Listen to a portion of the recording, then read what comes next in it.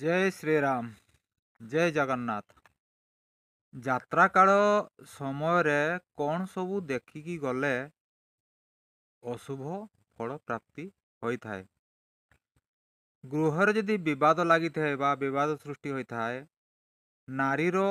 ମୋକଳା କେଶ ଦେଖିକି ଯଦି ଯାଉଛନ୍ତି,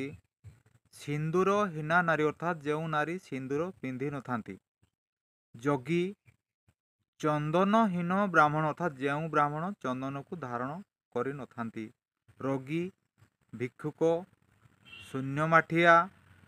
ମଳିନ ବସ୍ତ୍ର, ଧବଣୀ, ବିରାଡ଼ି, କଳି ଏବଂ କାକରାବ, ଏହିସବୁ ଜିନିଷ ଯଦି ଆପଣ ଗଲାବେଳେ ଆପଣ ଦେଖିବାକୁ ପାଉଛନ୍ତି ବା ଦେଖୁଛନ୍ତି, ତାହେଲେ ଜାଣିବେ ଆପଣ ଯେଉଁ କର୍ମରେ ଯାଉଛନ୍ତି ସେ କର୍ମଟି ନିଷ୍ଫଳ ହେବ ବା ଅଶୁଭ ଫଳ